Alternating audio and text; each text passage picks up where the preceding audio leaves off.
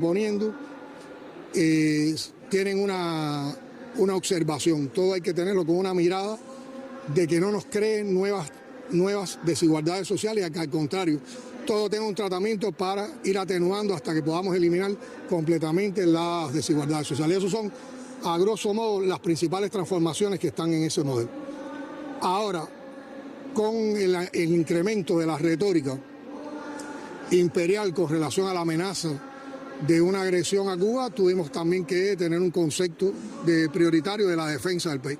Aunque nosotros somos un país de paz, un país que ha sido escenario en varias oportunidades de los diálogos de paz más importantes de América Latina, que fue el lugar que se escogió como encrucijada para que la Iglesia Ortodoxa y el Vaticano, o sea, la Iglesia Católica, tuvieran un encuentro después de tantos años de desavenencia.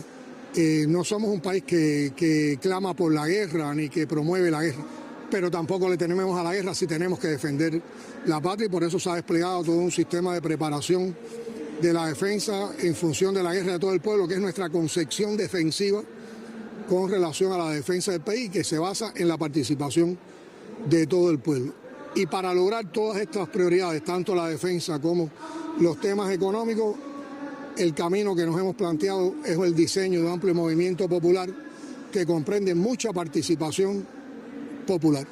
Cuba es una nación que ha estado durante más de 60 años bloqueada, resistiendo agresiones. Siempre hemos estado agredidos y hemos sobrevivido, hemos resistido a esas agresiones y hemos podido incluso avanzar, aunque no hemos llegado a todo lo que hemos soñado y a todo lo que hemos querido, precisamente por las implicaciones y las limitaciones que nos impone el bloqueo. Y si 32 combatientes cubanos cayeron en Venezuela defendiendo al presidente de esa nación, que no serían millones de cubanos con ese mismo ejemplo luchando por salvar la revolución y por defender el suelo cubano. Hace poco recibieron un cargamento de petróleo de parte de Rusia, fue quizás el primero en llegar después de que se declarara. El único que hay. El único. Trump dijo que él dio permiso a Rusia para que entrara ese petróleo. ¿Fue así? No voy a detenerme en cosas que pueden caer en el plano de la especulación. No. Lo cierto es que hay un hecho real. Llegó un barco de combustible ruso a Cuba, que yo creo que es un hecho significativo, es un hecho de apoyo, es un hecho de acompañamiento a Cuba en situaciones difíciles, como siempre lo ha hecho Rusia y el hermano pueblo ruso. Cuba celebra el aniversario 65 de uno de los logros más significativos de la resistencia a la hostilidad estadounidense. Se trata de la derrota de un grupo integrado mayormente por emigrantes cubanos y financiado por el gobierno de Estados Unidos, que invadió la playa Girón en 1961. Washington tenía el objetivo de un cambio de gobierno. Sin embargo, en unas 72 horas, las fuerzas cubanas dirigidas por Fidel Castro repelieron el ataque. Recordemos la cronología.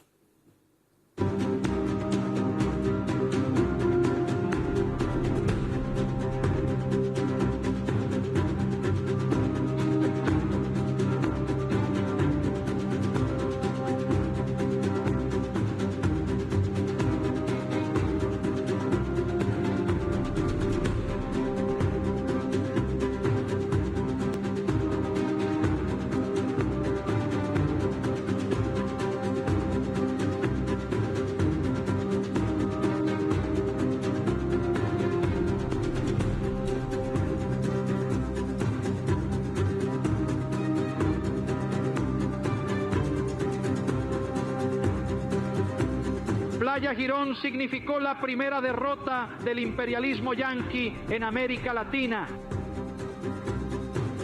Nuevas derrotas recibirán los imperialistas, las recibirán en nuestra tierra si nos agreden y las recibirán en otras tierras en manos de otros pueblos a los cuales esclavizan. Conversamos con algunos de los veteranos que participaron en la defensa de la playa Girón. Destacan que Fidel Castro unió ideológicamente al pueblo cubano ante la amenaza imperialista.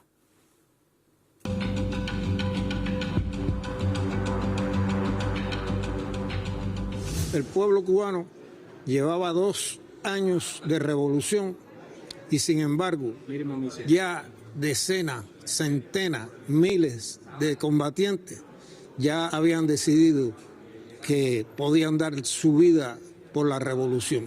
Es decir, fue teníamos un maestro formidable, que era el comandante en jefe, que en tan breve tiempo nos hizo fortalecernos ideológicamente y combatir adecuadamente por nuestra revolución.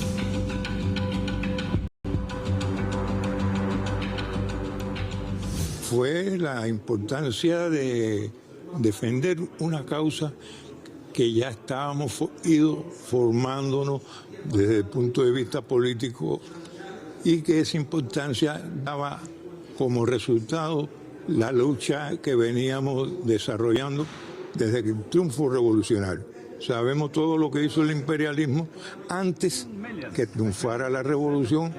En ese mismo tiempo nosotros también estábamos formando nuestra integridad, nuestra lucha por la patria. Irán abre el estrecho de Hormuz, pero pone varias condiciones para el tráfico marítimo en esta zona. Además, advierte de que si el bloqueo naval de Estados Unidos continúa, volverá a cerrar la vía. Por su parte, Donald Trump confirmó que el cerco continuará hasta que se firme un acuerdo con Teherán. El mandatario señaló también en que este fin de semana tendrá lugar la segunda ronda de negociaciones con la República Islámica, un encuentro que evalúa de forma positiva. José Daniel Acosta nos cuenta más. Desde Irán este viernes anunciaron que el estrecho de Hormuz está abierto. El anuncio lo hizo el canciller iraní, quien afirmó que esto fue posible tras el acuerdo del alto del fuego en el Líbano con Israel y que durará el tiempo que esté vigente la tregua, que es de 10 días. Ante esta decisión, el presidente de Estados Unidos, Donald Trump, reaccionó ante la apertura del estrecho de Hormuz. Sin embargo, la Armada del Cuerpo de la Guardia Revolucionaria Islámica de Irán ha establecido al menos 4 condiciones para cruzar por el estrecho de Hormuz. Primero, que los buques civiles pueden transitar solo por la ruta designada por Irán y que está prohibido el paso para buques militares. Además, han dado a conocer que quienes vayan a cruzar necesitan tener permiso de la Armada y que el tránsito se ajusta al acuerdo de tregua en el campo de batalla. Pero aunque se ha abierto el estrecho de Hormuz al comercio, Estados Unidos mantiene su bloqueo militar a los puertos y buques iraníes. El estrecho de Hormuz está totalmente abierto y listo para el tráfico y el paso sin restricciones.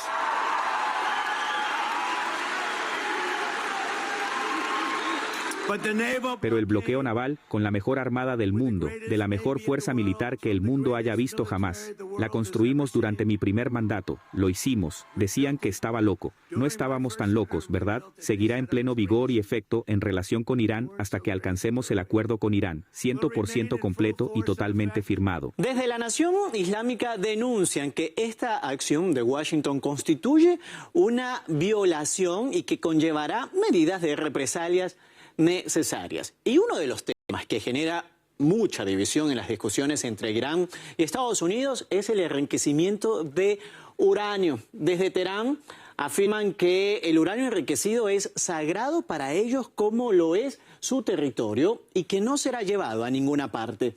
Mientras que desde Estados Unidos señalan que van a conseguir el uranio enriquecido de Irán y que luego será llevado a Norteamérica. Además, en esta jornada, Trump se ha ido en contra de sus aliados europeos de la OTAN. Él ha dicho que recibió una llamada de la alianza preguntándole si necesitaba ayuda, a lo que él les ha dicho que se mantengan alejados. Y además utiliza un calificativo que ya lo ha hecho anteriormente, señalando a la alianza como un tigre de papel. Y así, la situación cuando, por cierto, medios occidentales aseguran que nuevas negociaciones entre Estados Unidos e Irán podrían llevarse a cabo durante este fin de semana o inicios de la próxima semana que viene. En Perú, las autoridades confirman que 4 cajas con cientos de votos fueron encontradas junto a un depósito de basura en un distrito de la provincia de Lima. La Oficina Nacional de Procesos Electorales admitió que corresponden a 4 mesas de Santiago de Surco. Desde la entidad señalan que, según los datos que tienen, el traslado de estas cajas no contó con la presencia de un fiscalizador y que las circunstancias están en investigación. El informe que nos ha trasladado el día de hoy la jefa de la ODP, hace un momento refería, indica que al momento de tomar la decisión de trasladar las actas, solicitó el acompañamiento del fiscalizador, quien estaba en 2 centros de acopio a la vez dentro del local de votación. Y en esa medida el fiscalizador le comunicó, porque esa es la información que nos ha trasladado formalmente la jefa de la ODP, el fiscalizador le mencionó que la estaría esperando en la ODP. Y en el caso del servicio de seguridad que fue solicitado por el personal del local de votación, se le refirió que en ese momento no podía ser atendido. Es por ello que también se van a iniciar las investigaciones, porque tanto como ustedes hemos informado permanentemente del tema de la cadena de custodia. Por eso es que ahora también ese tema está en materia de investigación. El suceso generó indignación social y cuestionamiento sobre la cadena de custodia de las cédulas. Además, las autoridades de la OMP reconocieron que se registró la pérdida de actas correspondientes en al menos 2 mesas electorales. Mientras la candidata conservadora Keiko Fujimori lidera el escrutinio tras haber sido contabilizada más del 93% de las actas. Le siguen el izquierdista Roberto Sánchez Palomino y el ultraconservador Rafael López Aliaga con un estrecho margen de diferencia. La analista y periodista internacional María Yesenia Taucuri sostiene que los ciudadanos no creen en los resultados del conteo debido a múltiples irregularidades. Estamos viendo algo inaudito en la historia de Perú. Ha habido más de 35 candidatos a la presidencia y más de 5 elecciones en un solo boletario. Los ciudadanos con esto presentaban una confusión, al igual que los mismos capacitadores de la OMP, presidentes de mesa. Más de 50.000 ciudadanos peruanos no pudieron votar el día de las elecciones, domingo pasado. Ahora, ¿esto por qué es grave? Porque alrededor de las 6 de la tarde, cuando terminaron las elecciones, dictaron un flash electoral a boca de urna a diversas encuestadoras. Y curiosamente, las 50.000 personas que no pudieron votar eran de Lima, ¿no? Entonces, estos votantes han sido inducidos y han sido llevados para el día lunes, algo que nunca se había visto en la historia de Perú, ¿no? Que la población se siente descontenta, la población ya no cree ni siquiera en las elecciones por este descontento que tiene, que desde que va con los policías a poner una denuncia y al final desestiman eso, la población se siente sola.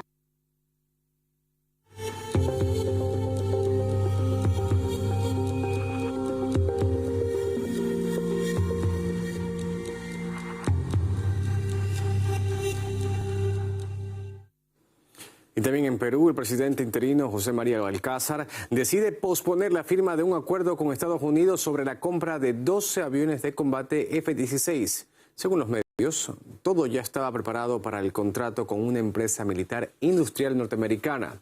El mandatario interino explicó que encabeza un gobierno transitorio que expira en julio y que sería mejor que la nueva administración se encargue del asunto. Poco después, el embajador estadounidense en Perú señaló que si Lima negocia de mala fe, Washington protegerá sus intereses con todas las herramientas a su disposición.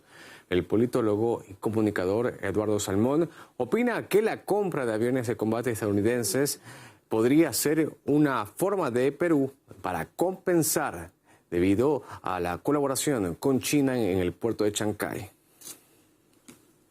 Sí, sin duda alguna es muy probable. ¿Por qué? Porque recordemos que Estados Unidos recientemente con el segundo gobierno de Donald Trump cambia la política exterior y hay un documento muy explícito que es la Estrategia de Seguridad Nacional y de Defensa de los Estados Unidos, ¿no?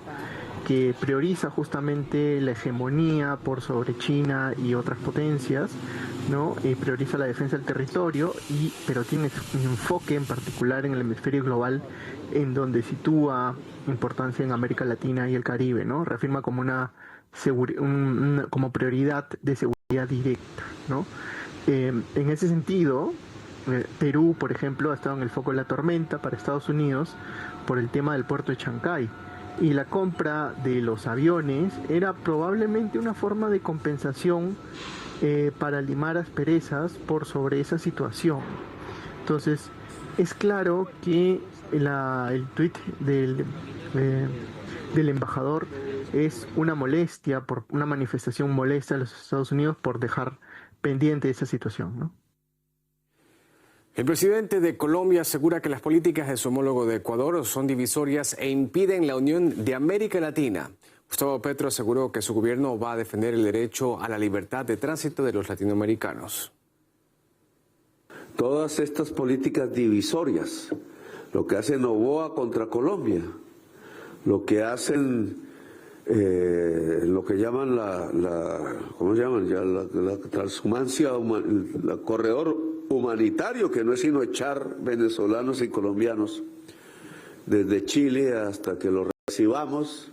Y nosotros defendemos que cualquier latinoamericano deba tener derecho a cruzar la frontera sin siquiera que le pidan un papel, como sucede en Europa.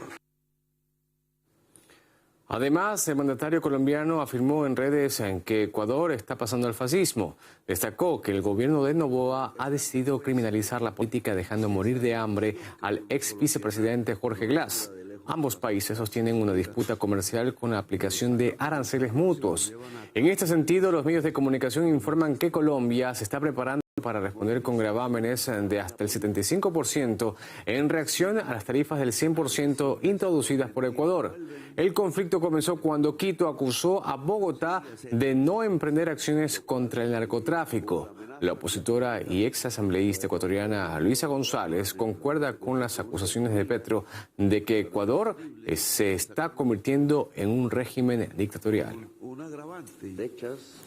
Ecuador ha tenido un retroceso drástico en lo institucional, un resquebrajamiento del Estado de Derecho con un impacto directo en la democracia del país. Y ha sido organizado esto desde el mismo presidente de la República, dado que Daniel Noboa, presidente actual, es quien controla el sistema judicial, jueces, fiscales y las instituciones que deberían velar por el ejercicio democrático. Se ha llevado a cabo una persecución judicial y política a líderes políticos y sociales en el Ecuador. En resumen, Ecuador está convirtiéndose a pasos acelerados en un régimen autoritario y dictatorial. En Argentina, gremios docentes marcharon con antorchas en Buenos Aires para exigir el cumplimiento de la ley de financiamiento universitario al gobierno de Javier Milei. Esta jornada vence el plazo de aplicación de la legislación y el Ejecutivo no dio señales de cumplir. Decenas de docentes y estudiantes se movilizaron por las calles denunciando el mal estado de la educación y de los salarios del sector durante la gestión de Milei. Alertaron sobre la falta de personal y de recursos necesarios para el correcto funcionamiento de distintas áreas educativas. Advirtieron de que si no hay respuestas concretas ni se respeta la normativa vigente, volverán a convocar protestas. En Brasil se cumplen 30 años de la masacre del Dorado do Carajás, donde murieron 21 trabajadores rurales en un operativo policial en el estado de Pará. La situación se agravó cuando los campesinos se enfrentaron a los uniformados por un reclamo territorial. El movimiento de los trabajadores rurales sin tierra desarrolla marchas a nivel nacional para recordar a los fallecidos y reforzar la agenda de justicia social. Milena Portela nos trae los testimonios de algunos sobrevivientes. Cuando llegué el día 18 a la curva del S con las mujeres y los niños, era una escena desgarradora. Un trozo de cabeza en medio de la carretera, los sesos pisoteados, sangre. Aquella carretera quedó bañada en sangre. El 17 de abril de 1996 quedó marcado en la historia reciente de Brasil. Ese día, en el estado de Pará, en el norte del país, una operación de la policía militar dejó 19 trabajadores sin tierra muertos durante una protesta en una carretera. Otros 2 murieron días después en el hospital y cerca de 70 resultaron heridos. Eran aproximadamente 1.500 integrantes del movimiento de los trabajadores sin tierra que marchaban hacia Belén para exigir acceso a la tierra y la expropiación de grandes propiedades improductivas en la región. Son personas vinculadas al campo, que llegan desde el noreste de Brasil a esta región en busca de una vida mejor, pero al llegar no la encuentran. Según los testimonios, las autoridades habían prometido el envío de autobuses para trasladar a los manifestantes a la capital y continuar las negociaciones. Pero en su lugar, lo que llegó fue un operativo policial. Lo celebramos porque pensábamos que los autobuses eran para nosotros. Lo celebramos. Luego empezaron a bajar los policías. Nuestro líder, Marcio Lima, dijo así: «Oye, hay algo que no va bien, esto no está bien». Ya eran los policías bajando para matarnos. Un total de 155 policías militares fueron enviados para desbloquear la carretera. Las fuerzas avanzaron desde los dos extremos de la vía, cerrando el paso y dejando a los manifestantes atrapados en medio de los disparos. Los cuerpos de las víctimas presentaban heridas de armas diferentes, características de ejecución, disparos a quemarropa, disparos por la espalda. Incluso cerca del 40% de los cadáveres presentaba lesiones provocadas con arma blanca. Los dos comandantes de la operación fueron los únicos condenados. El coronel Mario Pantoja recibió una pena de más de 200 años de prisión y murió en 2020, mientras que el mayor José María Oliveira recibió una condena superior a 150 años y actualmente cumple la pena en régimen domiciliario. Las condenas comenzaron a cumplirse más de una década después, tras años de recursos judiciales. Fue aquí en la curva del Este, en el sur de Pará, donde ocurrió uno de los episodios más emblemáticos del conflicto por tierras en Brasil. La masacre de Eldorado dos Carajás marcó la historia reciente del país y se convirtió en uno de los principales símbolos de esa violencia. En un estado que aún hoy concentra algunos de los mayores índices de violencia en disputas por tierras. Hoy, en esta región, está el asentamiento 17 de abril, creado tras la expropiación de la antigua hacienda Macaxeira, escenario del conflicto. Allí vive Dona María, junto a otros sobrevivientes y familiares de las víctimas, en un territorio conquistado tras años de lucha.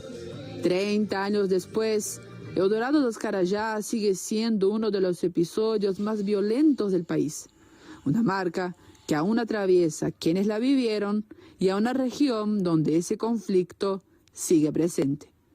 Milena Portela, RT, Eldorado dos Carajás, Brasil. El Fondo Monetario Internacional advierte de que la elevada emisión de bonos del Tesoro de Estados Unidos provoca un aumento en los costos de endeudamiento a nivel global. Esta situación afecta especialmente a los países con alta dependencia de financiamiento externo. Mientras la deuda pública estadounidense se proyecta hacia otro máximo histórico, el precio que ha tenido que pagar Washington por la guerra contra Irán ya supera los $53.000 millones. Martín Álvarez nos cuenta.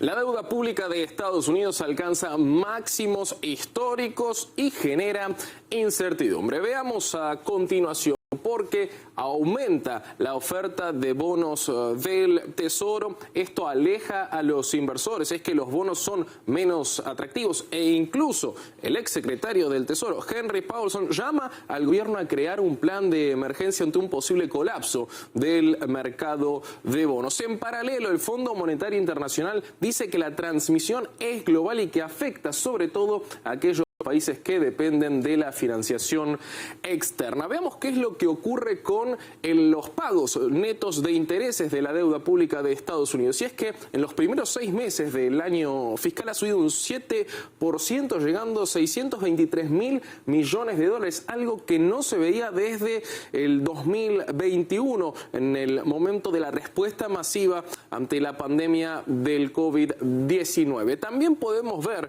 a continuación que la previsión de niveles de la deuda pública mundial se ha corregido. Aquí vemos, para el 2029 sería igual a la producción anual de la economía mundial. En este sentido, este escenario se daría por primera vez desde la Segunda Guerra Mundial. Cabe precisar de cualquier manera que en la actualidad la deuda pública de Estados Unidos es superior al 120% de su propio PBI y que esta corrección que se esperaba para 2030 y finalmente se da para 2029 se debe al conflicto en Oriente Medio. Y si hablamos de lo que ocurre en esa región, no podemos obviar lo siguiente: el costo de la guerra de Estados Unidos contra Irán, que es de más de $53.000 millones.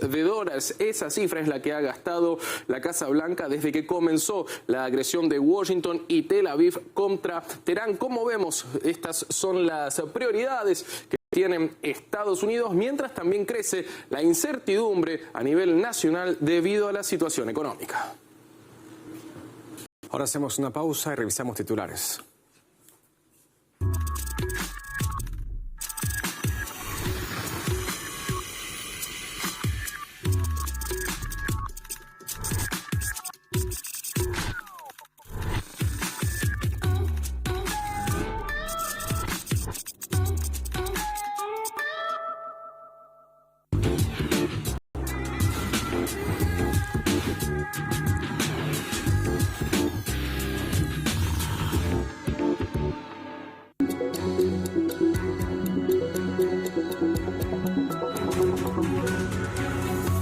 Vamos a revisar titulares.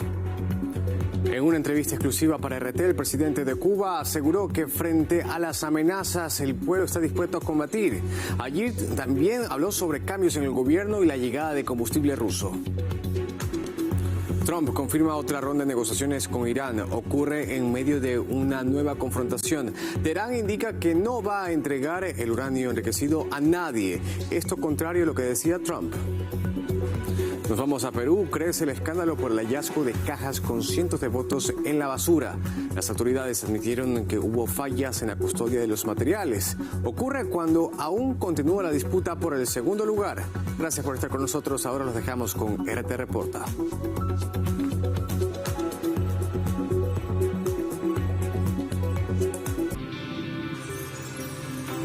Groenlandia, la isla más grande del mundo. Perteneciente a Dinamarca, el territorio se ha convertido en un enclave sumamente codiciado. ¿Por qué Estados Unidos busca poseerla? ¿Qué opinan sus habitantes y qué desagravios enfrentan? ¿Es posible que las tensiones internas acaben por acercarles a Washington? Nuestro equipo viajó allá donde América se adentra en el Ártico para hablar con sus gentes, conocer cómo se vive en este gigante de hielo y desentrañar sus enigmas.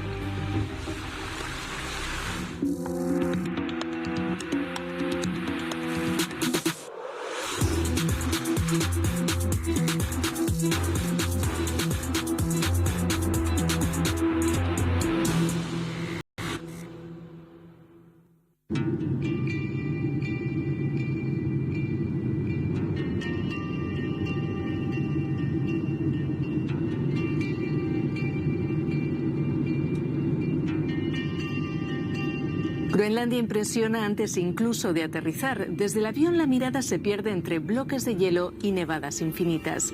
No parece haber rastro de humanidad hasta que literalmente uno pisa tierra firme.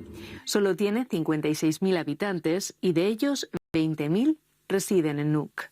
Para hacernos una idea del tamaño de la capital, su epicentro comercial consta de tan solo un par de calles. Llama la atención, sin embargo, que por doquier hay banderas y letreros con consignas como Groenlandia no está en venta. Empezaron a surgir a principios del 2025, cuando el presidente de Estados Unidos calificó el control del territorio perteneciente a Dinamarca desde 1814 como una necesidad para su seguridad nacional. La amenaza tuvo un efecto positivo al principio. El primer año llegaron muchos turistas, pero el segundo año fue diferente. Escuché que algunos decidieron cancelar sus viajes porque creían que no iban a estar seguros. Ulrike tiene una empresa de turismo y su testimonio es sintomático de hasta qué punto las ansias anexionistas estadounidenses han desatado un terremoto emocional en Groenlandia. Si bien la mayoría reconoce que atraer las miradas internacionales supone una oportunidad, la incertidumbre sobre qué podría pasar conlleva angustia entre un pueblo silencioso y acostumbrado a vivir en paz. Si la invasión llegara hoy mismo, huiría a una cabaña en el fiordo, porque no creo que mi corazón pudiera soportar ver cómo alguien se apodera de mi tierra. Es demasiado duro para mi corazón. Las encuestas muestran que la gran mayoría de groenlandeses, aproximadamente un 80%, rechazan formar parte de Estados Unidos. Los motivos no solo están en las formas, en que les parezca irrespetuoso que el presidente norteamericano describa a su isla básicamente como un gran pedazo de hielo en venta. Uno de los principales puntos de preocupación expresados es un potencial cambio del sistema del bienestar europeo al norteamericano. Hablamos con el diácono responsable de la única iglesia católica en Groenlandia. Psicoterapeuta, está acostumbrado a tomarle el pulso a su congregación. Les pregunté el domingo, por supuesto, todas esas cosas sobre Trump los impactan de manera negativa, los asustan. Lo que más preocupa es el tema del sistema sanitario. En Dinamarca, Así como en Groenlandia, es normal ir al médico gratis, es normal ir al hospital gratis. Y si comenzaran a ser de pago, sería muy caro y la gente no pagaría por ello. Puede que para Donald Trump Groenlandia sea tan solo un pedazo de hielo, pero la realidad es mucho más compleja. Existe un auténtico muro legal que impide la compra inmediata del territorio. Por un lado, la operación solo podría cerrarse cuando Groenlandia sea independiente, y Dinamarca asegura que cualquier cambio de soberanía debe contar con el apoyo explícito de los groenlandeses. Por otro, según la Constitución de Estados Unidos, el presidente necesita el apoyo del Congreso para cualquier tratado de anexión. Si bien el rechazo hacia Washington es real, también lo es el hecho de que aún más groenlandeses apoyan la independencia de Dinamarca. La mayoría en un plazo de entre 10 y 20 años, siempre que su nivel de vida no se vea reducido. El revuelo desatado por Donald Trump entre la ciudadanía, por tanto, se ha traducido inevitablemente en el plano político en un ajetreo sin precedentes. Levantemos nuestras manos y aplaudamos por este día. Durante el tiempo que estuvimos en la isla, asistimos a la apertura de la primera delegación diplomática de Canadá. Un acontecimiento histórico, teniendo en cuenta que hasta entonces solo Estados Unidos e Islandia tenían representación. Tal y como nos confesó la ministra de Asuntos Exteriores groenlandesa, si hay algo en lo que ha contribuido el inquilino de la Casa Blanca es en acelerar la carrera por influir en la puerta del Ártico. Por supuesto. El tema de Groenlandia ha adquirido una gran relevancia en la agenda, pero al mismo tiempo siempre hemos sabido que nuestra ubicación es muy importante. Sin embargo, eso también exige mucha responsabilidad y trabajamos en consonancia para encontrar el equilibrio adecuado y ser parte de las soluciones.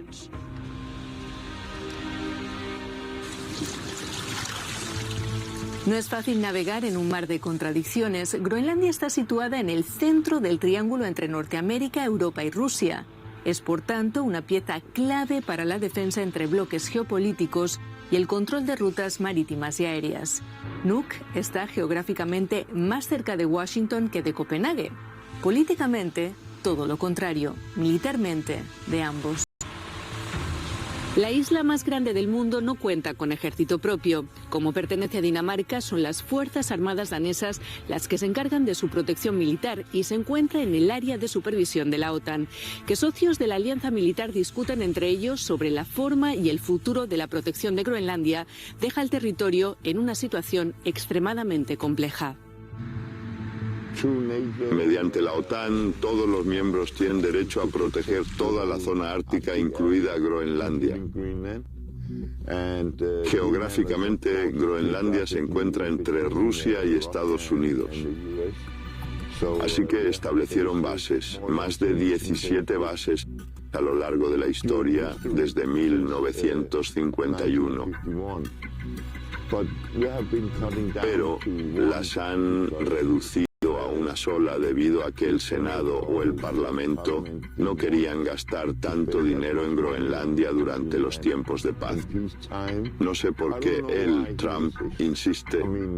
Quiero decir, si lo adquiere, a los ciudadanos estadounidenses les costará mucho más dinero. Quizá la clave está en qué puede ganar Washington. Kuupik Kleist continúa siendo uno de los políticos independentistas más destacados de Groenlandia. Sin embargo, ahora asegura que el debate debe aparcarse hasta que los ánimos se calmen. Otro destacado dirigente independentista opina lo contrario. Él tiene claro que detrás de la agitación política hay bastante más y que la isla debe utilizar su poder.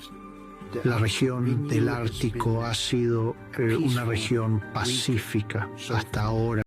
Creo que tiene mucho que ver con el acceso a los recursos minerales disponibles en Groenlandia. Esa es la causa de gran parte de la agitación que estamos presenciando. El subsuelo de Groenlandia es extremadamente rico en recursos naturales: rubíes, hierro, petróleo, uranio, minerales raros. Todas las potencias tienen sus ojos puestos en el gigante de hielo.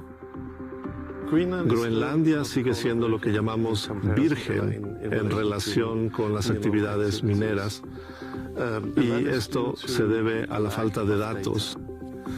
Tenemos alrededor del 40% muy bien cubierto con datos geológicos, y ahí es donde se han adjudicado todas las licencias. El 60% restante sigue siendo desconocido.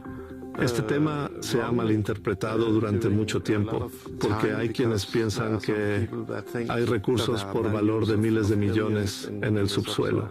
Quizás sí, quizás no. La imponente geografía de Groenlandia es una bendición y a la vez una condena. Las condiciones climáticas extremas convierten la extracción de los recursos en una tarea muy difícil. Es un proceso muy lento, requiere una gran inversión de capital, es a muy largo plazo, es muy técnico. Por eso tenemos una estrategia a largo plazo para intentar convertir Groenlandia en un país exportador de minerales, pero ahora mismo solo tenemos una mina. Esperamos que a finales de este año tengamos 2 minas y luego tenemos un par de proyectos que, con suerte, se pondrán en marcha en un plazo de 5 a 10 años. Todos aquellos presos de la codicia internacional parecen estar, como suele decirse, vendiendo la piel del oso antes de haberlo cazado, o quizás simplemente posicionándose de cara al futuro. Hasta entonces, ¿de qué viven los groenlandeses? El factor más importante de la economía es la ayuda financiera de Dinamarca, que supone 1/3 de los ingresos públicos del territorio. Después, la industria pesquera, que representa el 98% de las exportaciones. Ilulissat es la ciudad costera por excelencia de Groenlandia. Los pescadores trabajan bajo unas temperaturas tan frías que, para hacernos una idea, descargaban las baterías de nuestros equipos o estos directamente dejaban de funcionar. Los pescadores y todos sus asuntos necesitan ser respetados por los políticos, que deben permitir que los pescadores tengamos buenas oportunidades. Nosotros y nuestras familias contribuimos a la economía y al bienestar de los groenlandeses. Kai Oscar lleva 50 años pescando en jornadas de unas 12 horas. Asegura que antes era peor, no tenían días de descanso y muchas veces ni siquiera dormían porque el sueldo no les alcanzaba. Desde que fundaron una cooperativa en 2008, dice que viven bien. Esta situación es anecdótica. La mayoría de la pesca está controlada por 2 grandes corporaciones, una de ellas gubernamental, mediante las cuales gestionan precios y cuotas.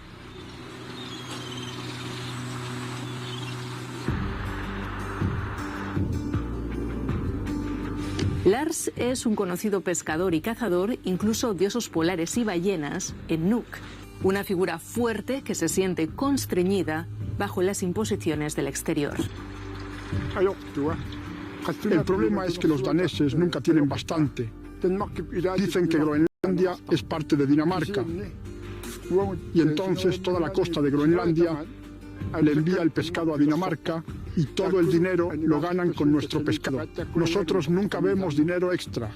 Aquí solo nos pagan el pescado por kilo y nada más. Dinamarca se queja de que el mantenimiento del estado del bienestar de Groenlandia es caro. Sin embargo, reciben enormes beneficios de los recursos de la isla. Tomemos como ejemplo el fletán, uno de los pescados por excelencia. La tasa de reexportación danesa es de entre el 85% y el 95%. Es decir, en la isla lo capturan, el reino se lo lleva y desde allí lo revenden al exterior. El puerto de Nuuk es el centro logístico más importante de toda Groenlandia, también un indicador de la subordinación a Dinamarca. Alrededor del 50% de las importaciones y las exportaciones son desde y hacia ese país.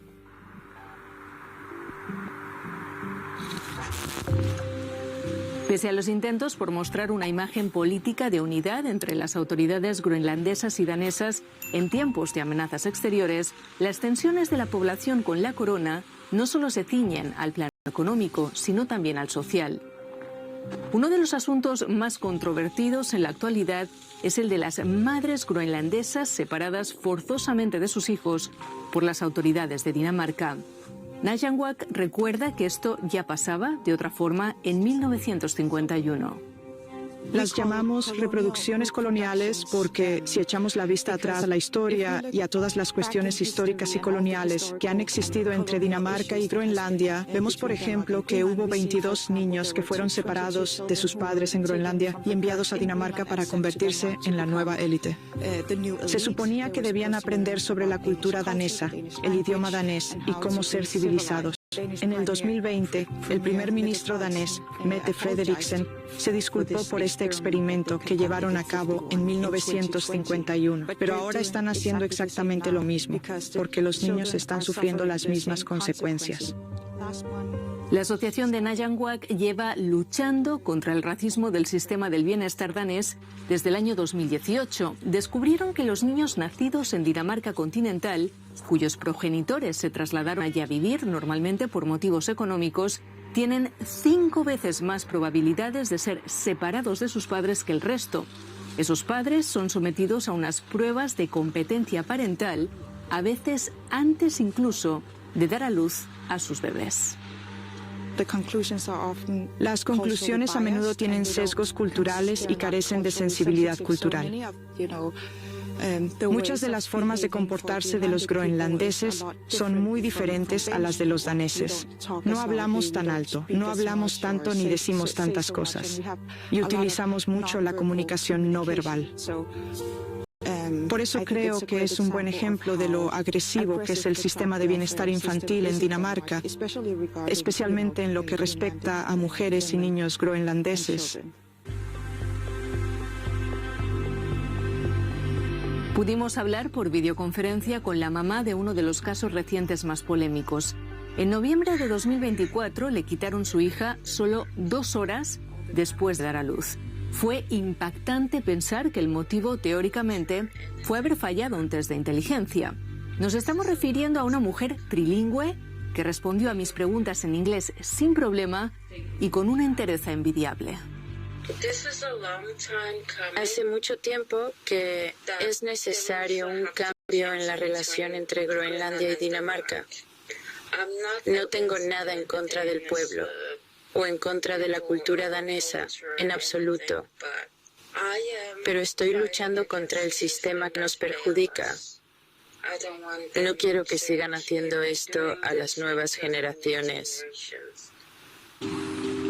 Es doloroso saber que la lucha de las madres groenlandesas por recuperar a sus hijos se da en paralelo a la de aquellas que directamente fueron privadas de tenerlos, las 4.500 víctimas del caso Espiral. Se llama así por la forma del dispositivo en el que médicos daneses insertaron en mujeres inuits sin consentimiento para que no tuvieran hijos. Aproximadamente la mitad de todas las hembras en edad fértil pasaron por esto entre las décadas de 1960 y 1970. Sin embargo, también se han detectado casos sucedidos en los 90. Arnak es una de esas víctimas. Cuando tenía 15 años, tuve que someterme a un aborto. Durante el procedimiento, un médico danés, sin mi consentimiento, ni el consentimiento de mis padres, me puso una de esas espirales en el útero. Arnak pasó años sin saber lo que tenía adentro y en una ocasión estuvo a punto de perder la vida al concebir un embarazo inviable. Han sido más de 3 décadas experimentando desconsuelo y dolor permanentes, solo aliviados en parte tras la adopción de su hija. Todo es parte de la colonización. ¿Qué puedo decir? Todo es parte de la colonización. Así es como funciona. El objetivo era que cada vez hubiera menos groenlandeses. Y así fue el resultado. Ser una de las mujeres afectadas por este genocidio, que parece haberse extendido durante generaciones, es algo muy duro para nosotras. Yo espero que se sepa para que otras mujeres de otros países no pasen por lo mismo. Es demasiado duro de procesar.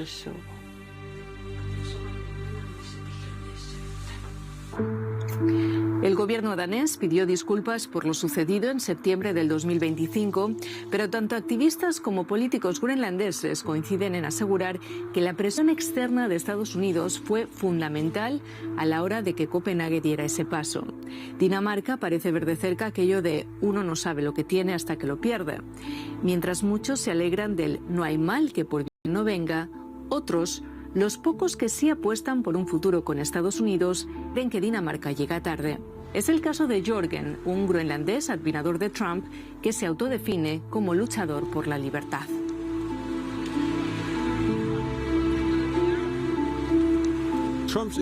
El interés de Trump en Groenlandia es que quería hablar directamente con los groenlandeses. Para nosotros es una buena oportunidad para lograr la independencia, pero estamos obligados a depender de Dinamarca y no podemos comunicarnos directamente con Washington. Con la ayuda de Trump podríamos independizarnos desde el primer día y decir, nos convertimos en un país independiente. Después podríamos establecer alianzas y Estados Unidos sería la primera con la que contaríamos si alcanzamos la independencia.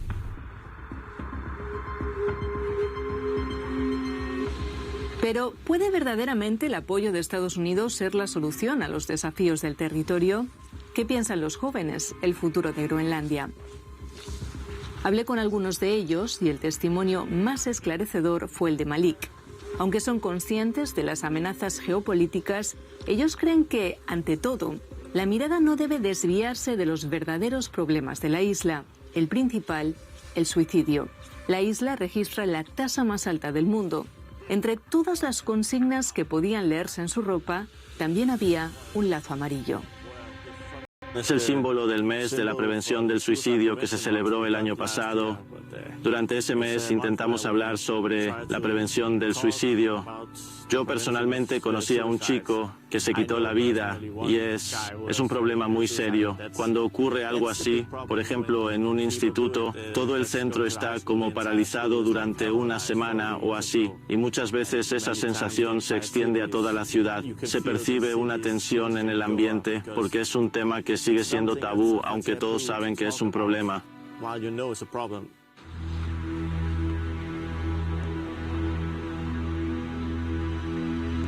El suicidio es en Groenlandia la principal causa de muerte entre los jóvenes de 15 a 29 años. Un simple visitante podría achacar el porqué a las bajas temperaturas, las largas temporadas con poca luz o el paisaje extremo. Sin embargo, la explicación de las causas no es tan sencilla. No existen estudios definitivos que revelen las causas del fenómeno. Sin embargo, un trabajo de 2023 estableció que los suicidios empezaron a ocurrir de forma masiva a partir de los 60, durante las políticas danesas que intentaron quebrar la identidad colectiva de los groenlandeses. De ahí, un bucle autodestructivo que todavía hoy parece imparable.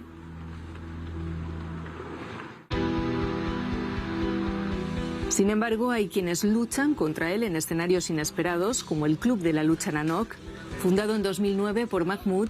Así explica los beneficios que tiene para los chavales groenlandeses. Es bueno para los niños porque desarrollan confianza en sí mismos, autoestima y respeto por sí mismos. Así no se meten en problemas ni cosas por el estilo. He entrenado a muchísimos niños, quizás a 500. Sí, 500 niños he llegado a entrenar. Algunos ya tienen esposas e hijos, pero siempre vienen, nos saludan, nos abrazan y ven a los nuevos. Me dicen que les ha ido bien, han trabajado y tienen una vida. A algunos incluso les he llegado a sacar de la cárcel para que vengan aquí. También les aleja de la calle. Entre los que entrenaban aquel día, William. En noviembre del año pasado pasé por tiempos muy difíciles aquí. Mi madre se suicidó cuando yo tenía 13 años. Entonces empecé a boxear. La verdad es que me ayudó mucho. ¿Qué estarías haciendo si no boxearas? No lo sé. Por mi pasado, probablemente estaría bebiendo y fumando.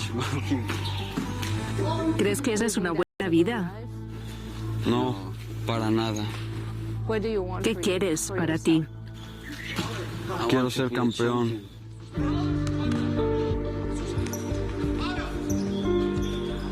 William quiere ser campeón por Groenlandia, una isla en disputa geopolítica cuyos nativos, como hemos visto, son también un ejemplo de resistencia histórica ante la codicia y el poder exterior. El gigante deseado puede que sea el territorio con menor densidad de población del planeta. Sin embargo, aquellos que lo habitan tienen mucho que decir y sobre todo que decidir sobre su futuro.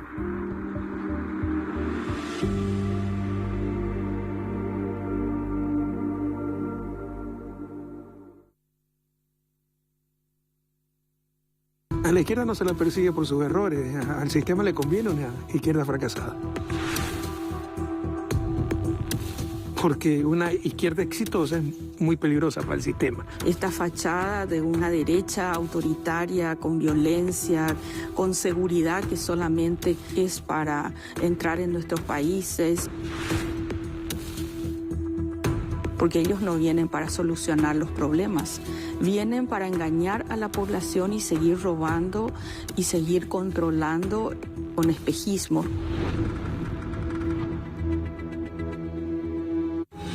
En la actualidad, Polonia es uno de los países más rusófobos de la OTAN.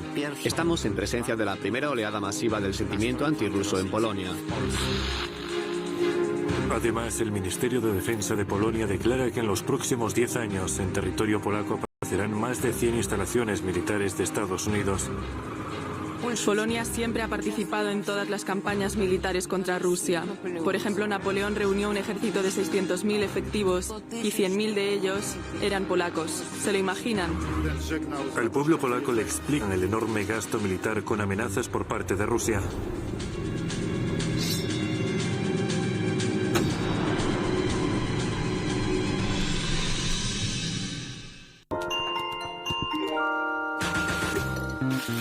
Actualmente existe una demanda por lo ruso, productos rusos, un furor total. En nuestra opinión, aquí la combinación de lo tradicional y lo moderno ha encajado perfectamente. Se entiende qué estilo se usaba y en qué contexto. La aparición de un objeto tan simple como un vaso de café y encima con tapa de silicona provocó reacciones como «Dios mío, ¿hasta tapa de silicona?» Parece a simple vista un abrigo bonito, pero común. Pero basta con mirar el forro para reconocer de inmediato la identidad de Hojloma, ese código ruso tan auténtico. Podemos representar este tema también en porcelana. Por supuesto, la fábrica podía seguir siendo guardiana de las tradiciones históricas. A pesar de que tenemos un pasado muy rico, elegimos seguir avanzando. No queremos que esto termine con nosotros.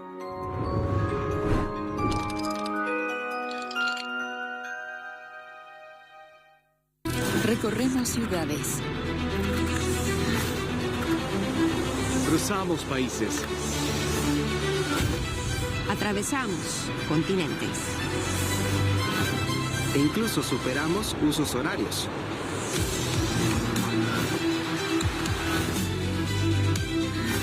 Estamos donde están las noticias. Para nosotros no existen límites. Porque las noticias no tienen fronteras.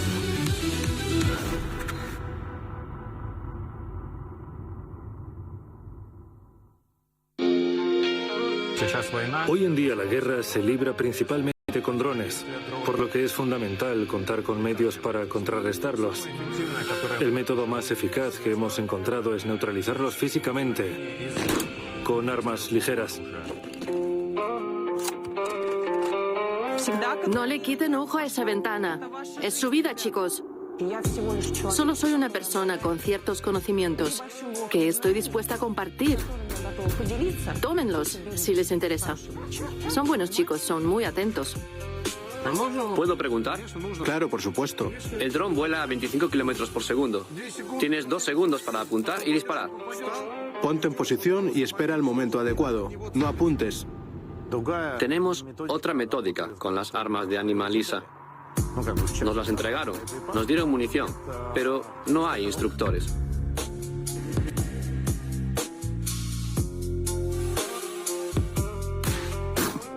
Bien hecho. Gracias.